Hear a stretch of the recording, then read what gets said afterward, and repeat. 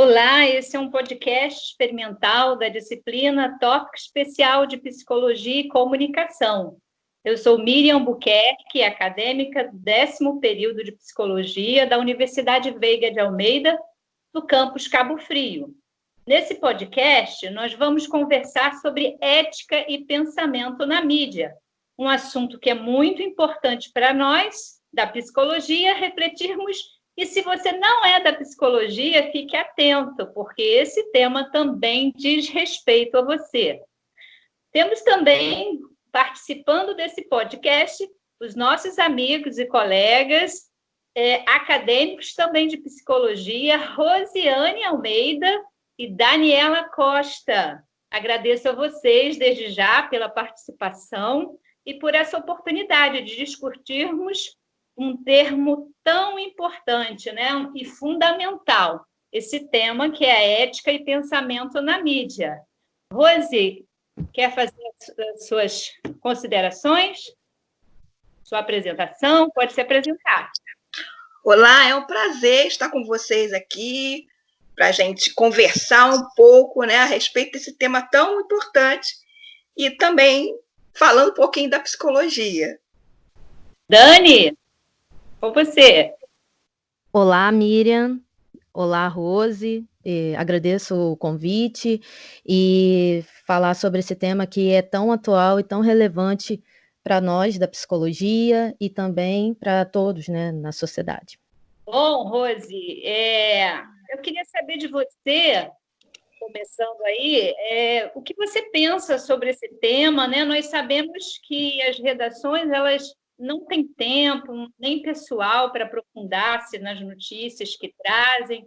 Você acha que existe imparcialidade nas notícias transmitidas, Rose? Bom, falar sobre imparcialidade é um tanto complexo, pois todo veículo, né, de comunicação é constituído de pessoas, de seres humanos, né? E como eu, como você, e nós somos atravessados, cada um de nós tem a sua subjetividade.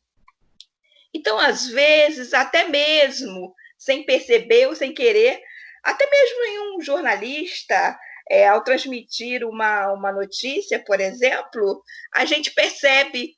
Eu, por exemplo, procuro sempre observar isso, porque o jornalista, às vezes, através de expressões faciais, através de seus gestos, e às vezes até o tom de voz dele muda quando ele vai dar certa notícia, vai falar sobre algum fato, e a gente percebe, às vezes, no tom de voz que ele está tentando, vamos colocar assim, ser imparcial, porém, através de alguns, como eu falei, algumas expressões faciais, ou até mesmo no tom de voz, a gente percebe que ele não, assim, compactua exatamente daquilo que ele está transmitindo.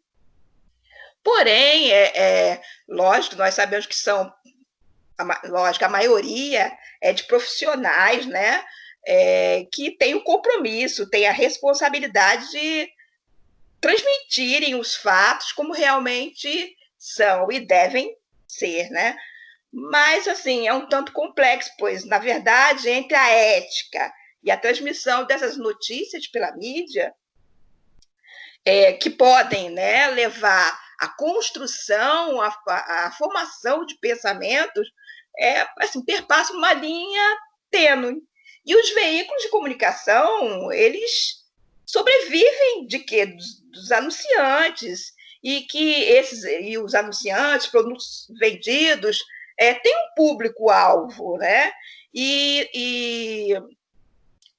Felizmente ou infelizmente, vive-se em torno também do lucro, do dinheiro, e onde envolve lucro, dinheiro, infelizmente, às vezes pode haver interferência, né, na veiculação da notícia em sua originalidade, que é a forma como gostaríamos, né, de receber em nossas casas, receber, ouvir. Então, a notícia realmente como ela deve ser. E o que isso, no caso, isso nos remete muito àquela questão do espaço público, né, ser tomado pelo privado em detrimento de interesses pessoais. Isso sejam eles prejudiciais ou benéficos a alguém, infelizmente, né? Aí há às vezes, né, uma prevalência disso. É uma questão extremamente séria isso no Brasil, e o que não deveria ser, não deveria haver essa prevalência, né? Da mistura, da interferência dos interesses pessoais com aquilo que deveria ser colocado ao público de forma verdadeira, e buscando assim o bem coletivo, né? E não uma prática estimulada a apenas o individualismo, aos seus próprios interesses. Não deveria ser assim. Então, a imparcialidade é um tanto complexa, né? Não, nem sempre se consegue a imparcialidade, né? Como gostaríamos. Sim, Rose, é interessante isso que você falou, né? Porque todas essas reflexões, esses pensamentos, essas ações vão interferir aí no critério de julgamento ético, né? Muito importante que você trouxe. E você, Daniela, visto o cenário aí da pandemia, a gente está vivendo nesse cenário, como você vê aí os meios de comunicação, como que eles influenciam nas formas aí de sociabilidade, de comunicação para a sociedade? Como isso interfere aí no atendimento psicológico? Então, Miriam, é importante, né, ressaltar e deixar evidente que a gente está vivendo num estado de exceção. Principalmente a psicologia, que, como profissão regulamentada no Brasil, só tem apenas 57 anos, então é um desafio que já vem sendo discutido desde, né, da criação do Conselho Federal de Psicologia em 1971, e aí, a partir dos anos, né, 90, tanto o Conselho Federal de Psicologia quanto os conselhos regionais de psicologia, eles já vêm discutindo essa difusão dos meios de comunicação.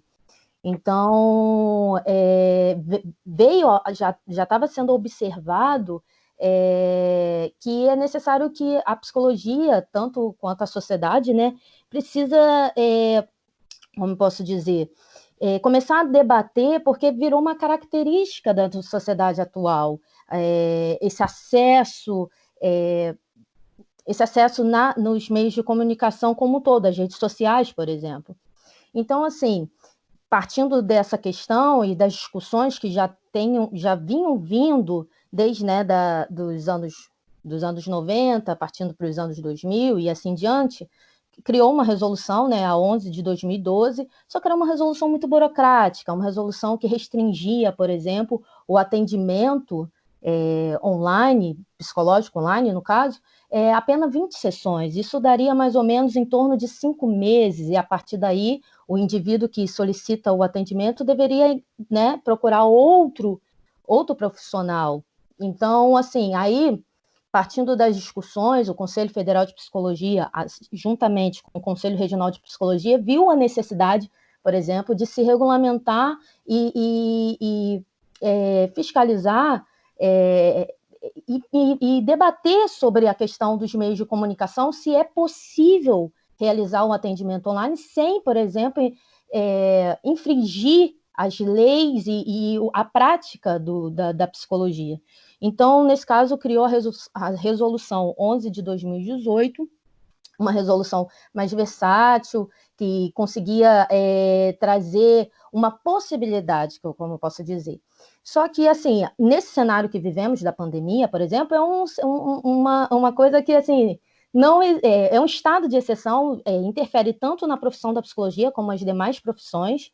Então, a gente vê, né, uma crescente de números de pessoas com ansiedade, com depressão. Então, foi necessário que o Conselho Federal de Psicologia intervisse de alguma maneira. E a maneira mais segura do que a gente temos agora é através do meio de comunicação, da via comunicação, o atendimento online, por exemplo. Só que por que isso é uma questão que é tão debatida e não é tão simples, é uma questão complexa? Por causa justamente do código de ética, de preservar o sigilo, porque a psicologia, além do atendimento online, também tem a avaliação psicológica, então envolve assuntos pertinentes que não podem ser simplificados. Então, com a resolução agora de 04 de 2020, que restringe somente a esse cenário da pandemia, teve que, né, infelizmente, teve que suspender diversos artigos da resolução anterior, a do atendimento online, a 011 de 2018,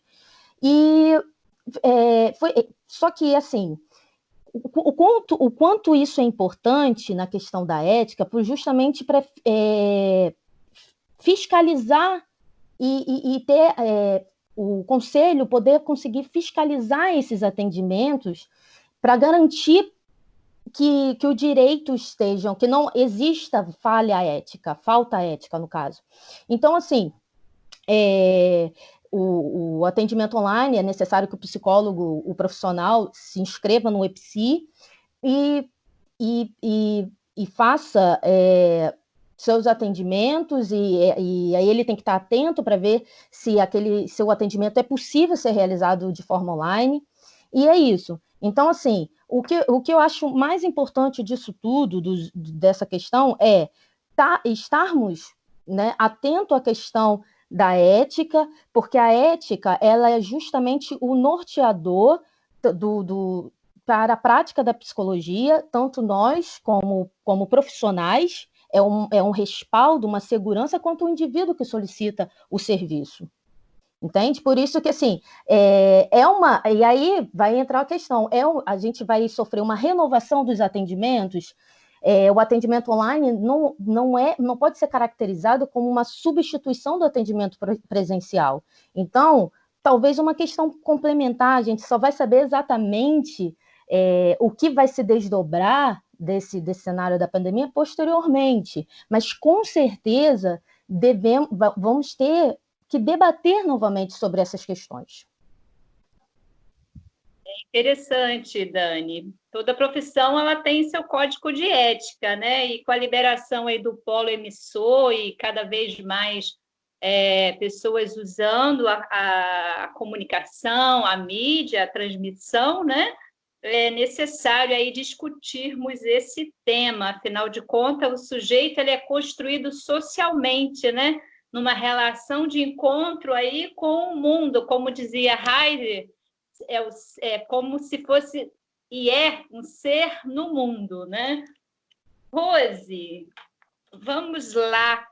Você pode falar aí um pouquinho mais para a gente, porque assim, cada vez mais o público de massa ele não tolera debates e pensamentos longos, né?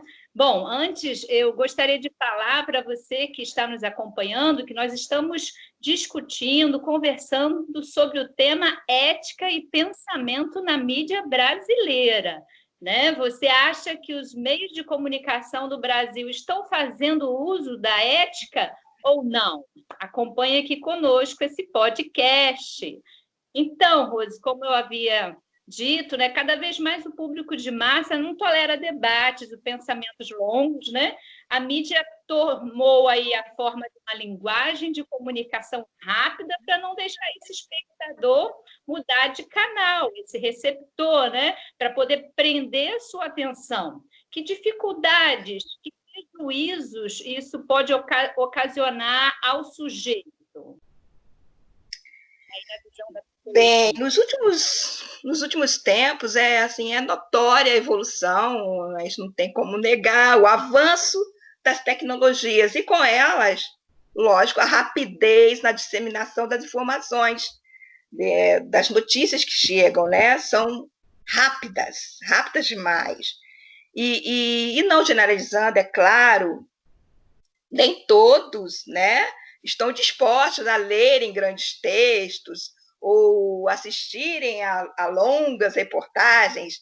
Hoje, as pessoas muitas, né, não toleram assistir vídeos com mais de 1 minuto e meio, 2, 3 já acham demais, né? 5, nem pensar, já passam direto, não querem nem parar para, às vezes, perceber ou assistir, ouvir um conteúdo importante, mas com essa disseminação, né, de informações rapidamente, as pessoas não querem parar. O que faz com que a mídia lance mão de alguns recursos, e os quais sensibilizadores recorrem, no caso, às emoções, né, recursos sensibilizadores que alcançam, de alguma forma, a emoção do espectador, daquele ouvinte. O que, a questão não é que envolver as emoções, né? No caso, o problema é o excesso disso. E aí a gente se depara com as ditas reportagens, né? Programações, às vezes sensacionalistas, que vão em busca, infelizmente, de audiência. E tentam prender, né, pela via, o espectador, o ouvinte, pela via da emoção. Entretanto, né, eu não quero dizer com isso, é claro que não devam ser veiculadas matérias que emocionem a todos, ao público, né? Claro, não é essa a questão, não é essa. A questão é o excesso, a forma apelativa com que fazem isso. Afinal, porque uma boa matéria jornalística, bem preparada, com profissionais sérios e competentes, com objetivos relevantes, isso estimula ao público a sérias reflexões, que é esse o intuito e o objetivo que deve ter a mídia, né? Fazer com que o público receba a informação e ela forme, a partir de fontes diferentes, que ela construa o seu pensamento, isso seja na área da psicologia ou qualquer outra área. A mídia deve ter, né, esse intuito de estimular a reflexão, estimular a que as pessoas tenham um pensamento crítico, um pensamento reflexivo acerca de qualquer coisa. E isso, logicamente, a construção do pensamento crítico pode conduzir ao cidadão a exercer verdadeiramente o seu direito, até mesmo, e principalmente de fazer política, mas política no melhor sentido da palavra.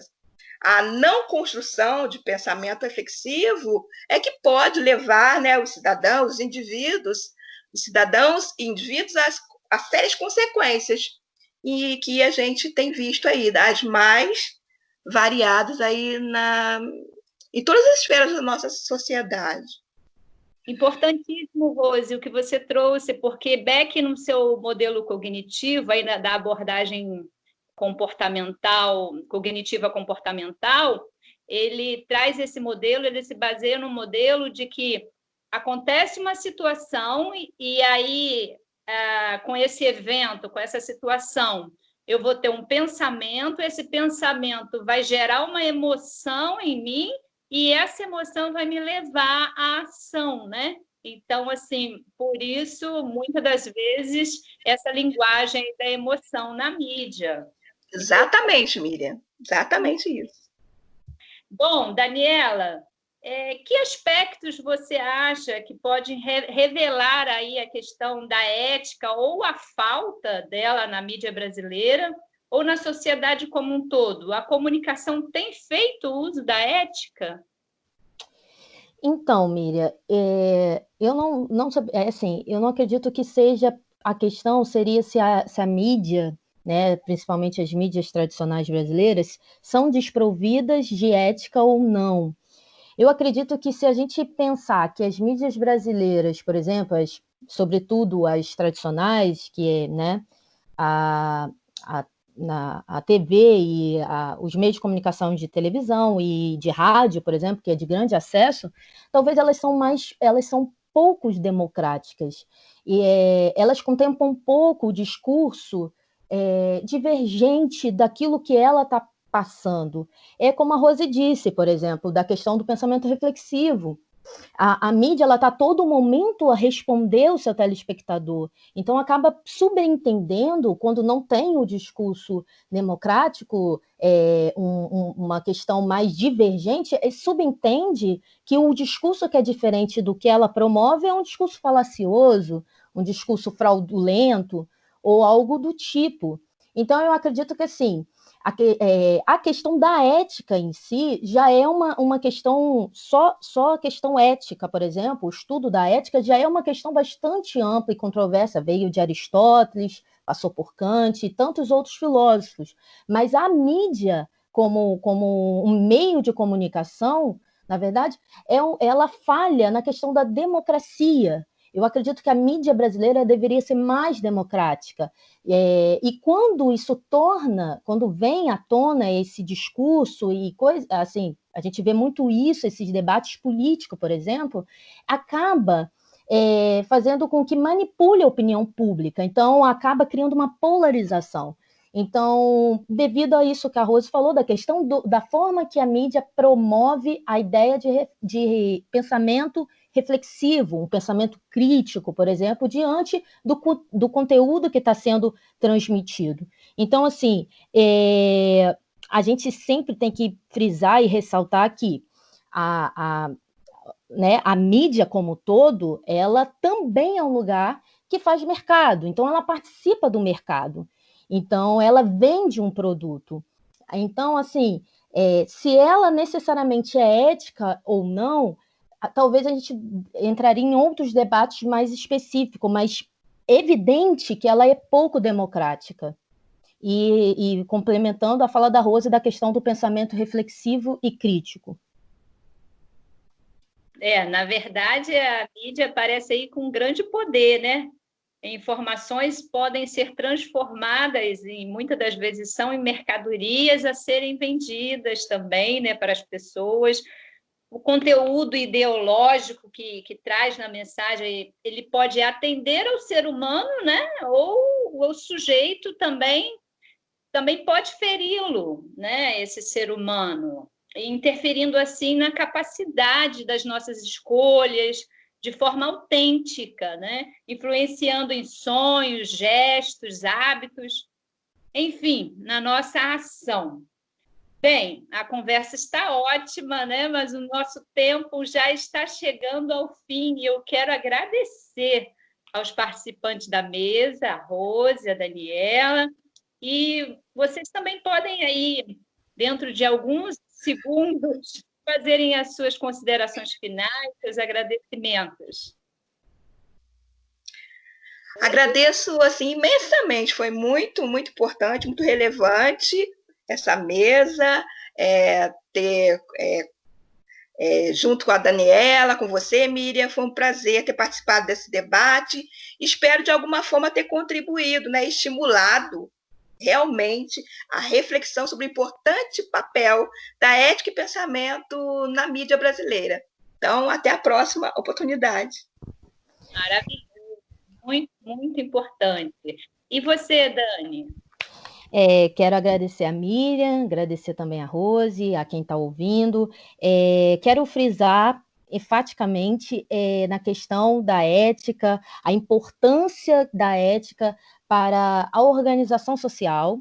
Então, assim, que a ética ela é fundamental para orientar tanto o profissional que vai realizar o serviço, quanto o indivíduo que solicita o serviço, principalmente o de psicologia.